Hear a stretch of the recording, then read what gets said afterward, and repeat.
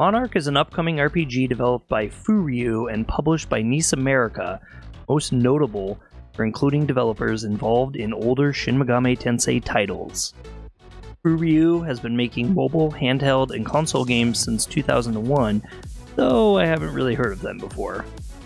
Notable titles released by them in North America include Alliance Alive, Legend of Legacy, Caligula Effect Overdose, and Lost Dimension. The only game I had heard of before was the Caligula Effect Overdose, and all I really know about it is it fared pretty poor on release. But I guess it had better reviews when it was remade. I don't really know. As far as the story for Monark goes, the main character awakens in a school known as the Shin Mikado Academy, which I guess is closed off from the outside world by a barrier. The main character wakes up in this place, I guess, and doesn't really know exactly what's going on. Shortly after, he acquires a dynamic power called the Authority of Vanity, which is powered by ego and madness. I guess those are pretty major components in the game. There's 7 pact bearers in the school that control their own dynamic authority. The school grounds have special phone calls that the player has to use to gain codes to allow him to explore the world, which they call the Other World, at least in the Japanese translation stuff that I have. And entity known as the Mist exists, which increases the character's madness and has the potential to drive the main character mad. Some characters, which are presumably enemies, are people who are driven mad by the Mist, and they're known as the Unsettled. And that's basically all I have for the story. It's not really a whole lot that they have posted out yet, especially in English. A lot of this stuff comes from translations that I did with Google, which we all kind of know how that goes, but I got something. So the first thing I'm going to kind of dig into is the characters. The Japanese website shows 16 different characters, and the US website just lists 4 of those characters who are main characters and affect the final ending of the game. So I guess there's 4 possible endings to the game, and they're based directly around the 4 main characters. I want to talk about the main characters first. Now, some of these characters may not be nameless in the US release, so if you're watching this far in the future and the names don't make any sense, I apologize for that. I'm just working with what I have right now. I have noticed some disparities between what the US website lists and what the Japanese website lists, but I can't really make sense of it one way or another, so I'm going to stick with the Japanese names. Nada Nozomi is a third-year student who has had connection to the student organization before the incident, and I guess she participated in the student body established to solve the incident at the school. I'm not really sure exactly how that works. They mentioned something about the student organization, and then they mentioned something about the true student organization. I don't know if those are the same or if they're separate.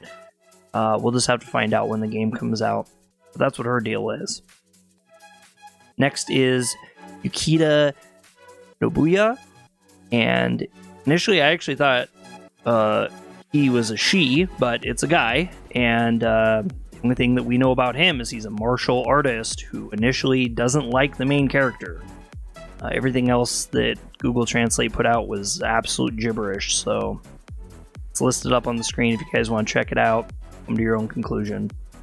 The third main character that affects the ending is Kokoro Surugadai. She's a very highly intelligent first-year student who dropped out of an overseas university and transferred to the Shin Mikado Academy.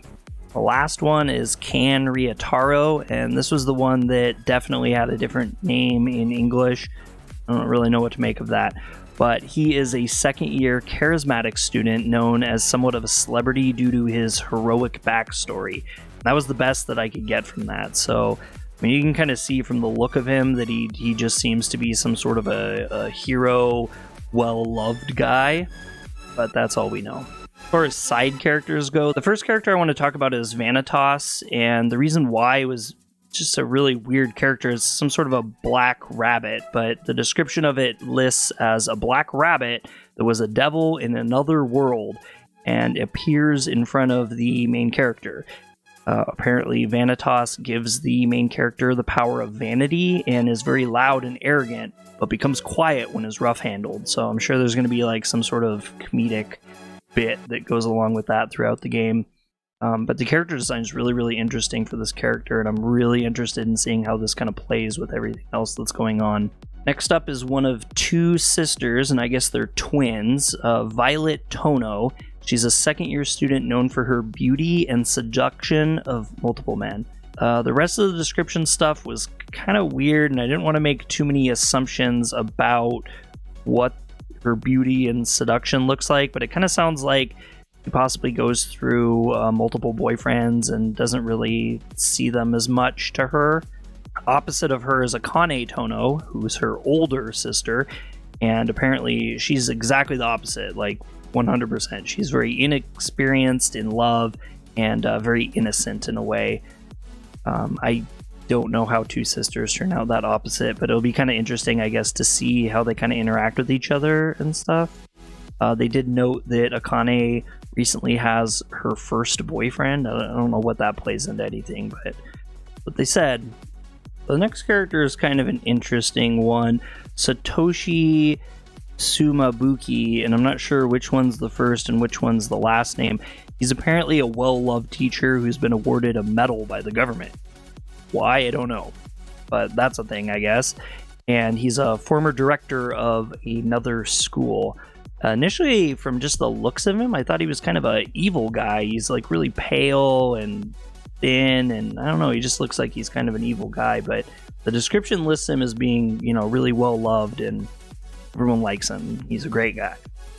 I guess there's two doctors at the school. The first one is listed as being an insurance doctor, and I'm not sure if that's like a mistranslation and it's just an assistant doctor or what. Maybe that's an actual term in Japan. I'm not familiar with that at all, but she's very friendly and she has the nickname White Cat. It's noted that she has bad luck with men, enjoys alcohol, or has a weakness for it in some way. The male doctor, his name is Hasakawa Kakuru. He looks kind of a little bit, sloppy or unkempt or something. From the description of it, I wasn't really sure exactly what to make from him. It sounds like he's just kind of a little bit scatterbrained and annoys the other doctor quite a bit. And that's really it. He's just very disorganized and is a pain to the insurance doctor. I think he might be kind of a fun character, honestly. I was kind of surprised at the description that they had for the next character. Her name's Sora Jingu, and she's the director of Shin Makoto Academy. Couldn't understand anything else from the translations about her. It sounds like she's kind of the main person that you go to that helps you with directions and where to go with things, what's going on in the school in general. Not really sure. She plays some sort of role in that. Next guy is a name that I'll probably completely butcher. Karama Hito Subashi. He's a third-year student who is the current student council president. Looks like he's a very kind of stoic guy and has high opinions about himself and about the people that are around him. I have a feeling he's kind of a stick-up-the-ass kind of character, but we'll have to see. I like his design, though. He's got a cool armband and everything. Another mysterious student named Chiyo Aikawa. She's a first-year student, and she also has no memory. She works for the school paper, and from what I gathered, she's kind of sickly, or she has some sort of health conditions. Something going on with her. She doesn't seem like she's completely able-bodied, but she has a little cool charm on her vest and carries a camera around. I'm sure she's somewhat intelligent. Kind of interesting to see what kind of path she takes in the game throughout the story. The next guy kind of sounds like a badass. His name's Jingu Hugo, and he's noted as being the school butler, but also the martial arts master. He comes from a family that knows about demons, but he doesn't know about demons himself because apparently he was adopted. But I don't know. Sounds like kind of a badass. I think probably the character I'm most interested in is Subaru Ikarya. He's a first-year student who's part of the occult club that takes place after school, and the notes on him states that he reads alone in the library about black magic. Due to his personality, the teachers believe he should be watched out for. The pictures of him look absolutely crazy. He has modified his school uniform in some way. It looks like he kind of covers up his face and stuff. A really weird, kind of interesting vibe about him. So I'm kind of interested to see if he's actually like a bad character, or maybe if he's a misunderstood character, because that often happens in these kind of games as well. Definitely the one I'm most interested in, though. He's got the most flair and style to him.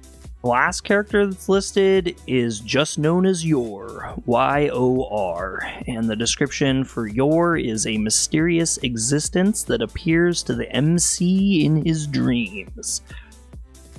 Whatever that means. That's definitely going to be a big part of the game. There's not even really a picture for Yor. It's kind of a picture, but it's kind of... can't really tell any sort of elements about this person at all, so that's definitely going to be something that'll be interesting to explore throughout the game. So moving into the gameplay, the first thing I'd like to talk about is the investigations. From what I've gathered, there's kind of a big part of the game that involves you investigating the school grounds. I think it's just kind of very central to everything that's happening.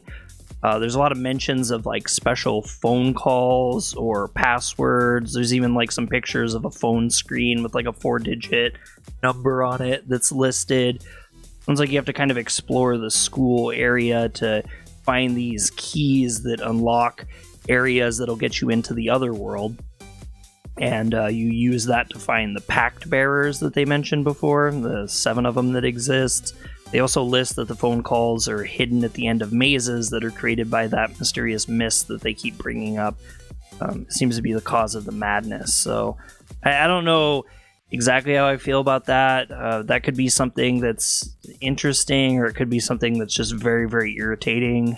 I look forward to kind of seeing hopefully some more gameplay and stuff on how that mechanic works with everything. The biggest part of the game that I was most interested about is how they're handling the battle system and combat mechanics with the game. Initially, when I saw it and everything that I read, and even what I saw on the website, listed the game as an action RPG, but nothing really made sense along with that. I looked at the English website, and there's actually a section of it that lists it as actually turn-based free movement. So it appears to have a lot more similarities to strategy RPGs like Disgaea or Fire Emblem. A little less so on the Disgaea part because it's not grid-based, it's kind of circle sphere-based. From the small amount of gameplay released, we see characters laid out on a battlefield-type area, navigating battle menus and choosing how they will manage the battles, while the enemies are frozen in place. In the top left of the screen, we see a listing of what turn the battle is on, as well as the number of enemies remaining on the battlefield. Madness seems to be a recurring mechanic often seen, and I expect that managing your level of madness and using it to your advantage is likely a very large mechanic of the battle gameplay. Along with the main protagonist, it looks like there's some sort of summoning system that's in place where other entities are brought into battle for the protagonist to use as like combat allies or something. From what I found, the allies are referred to as genius, and they're described as being copies of your ego. I guess you can modify the genus and equip them with items and change their appearance and voice and everything. We see that both skills and movement appear to be restricted to a circle area, as I mentioned before, for each of the player and also the NPC. They have some assist mechanics where if you put 2 characters close to each other on the battlefield and attack like a NPC, then they'll kind of work together and you'll get extra attacks. Something like... best way to put it, I guess, is something like what we see in Disgaea, where you put the characters kind of stacked next to each other and you get multiple attacks based on their proximity. I've seen a lot of people make commentary online about how a lot of the character designs during battle look to be related to chess pieces, and from what I've seen of the combat, those ideas seem to play really well in this game. Another thing in the battle system is they have like barriers. There's a little scene that they'll see in a little bit here that has like a wall that comes up, and I think you can kind of use those to formulate strategies in your battlefield. But one thing that was kind of cool about it was it shows that the wall actually gets destructed by players, so they're obviously not like permanent fixtures, and you can kind of work around some of the things that maybe the NPCs are trying to do. The character progression system seems to be based off of what they call the ego system, and it allows you to strengthen certain aspects of your character. And it's also dictated by what was translated as your words and deeds. So I'm thinking it's maybe possibly quasi-similar to something like what you see in the Persona series, where The progression of your characters and your combat abilities and stuff are enhanced by decisions that you make, not just inside of battle, but also like outside, maybe conversations that you have or decisions you make on where to go or how to proceed with certain situations. Not sure. It'll be kind of interesting to see how that all lays out. I think that could be a really solid part of gameplay, at least for me and what I like about games. In conclusion, I'm really overly excited for this game. Initially, I was most excited to hear that the older SMT developers have been working on a new title, and there was a part of me that hoped there would be some aspects of the older SMT games included into Monark, but really outside of some story and character decisions, I feel like this game is not aimed at being anything like the older Persona titles or even SMT. I look forward to hearing more and learning more about the game as it gets closer to its Japanese release, which is sometime here in October of this year. And I hope we get more officially translated information before its Western release in early 2022. The website for the English stuff is very, very, very, very bare bones compared to what we have over on Japanese site, but it obviously has to be translated. And since I don't know Japanese, I have to kind of rely on Google, so really precarious. There's pre-orders that are available now at Nice America, Amazon, and Best Buy for the PS4, the PS5, and the Nintendo Switch. You can also get it on PC if you go to Steam. There's 2 releases for it. It has a deluxe edition as well as a limited edition. The limited edition is pretty freaking expensive. It's $99.99 US right now, at least in my area. That edition comes with a collector's box, a hardcover art book, limited soundtrack, a cloth poster, and 5 acrylic stands. So, I mean, the 5 acrylic stands is kind of cool. The deluxe edition comes with just a softcover art book, a digital music sample, and a reversible cover. I think a lot of people would probably like the reversible covers, and you'll get that on the PS4, the PS5, and the Nintendo Switch. I did look at the Steam page to see what the PC edition offers outside of the game, but at this time there's really nothing listed. So everything that's not the limited edition for all the systems is listed as the regular $59.99 price tag. And as far as release date goes, the Western release is noted both as early 2022 and on some websites as March 1st, 2022. So as always, guys, if you like the content, feel free to subscribe for more Japanese-related content, including game reviews, live streams, unboxings, and anime reviews from both me and Bree. Also, feel free to hit the thumbs up button. It really helps other people find our content, and you guys can also check out our cool merchandise at Gould Gaming. And in the description, you'll find not only a link to that, but a code to save some money on your purchases. We also have a Discord that's pretty poppin'. We got a lot of cool people on there. We watch animes on there together. It's a really good time. I definitely suggest you guys check out the description. But with that, I'm gonna head out. Let me know what your thoughts are on this game. What are you feeling about it?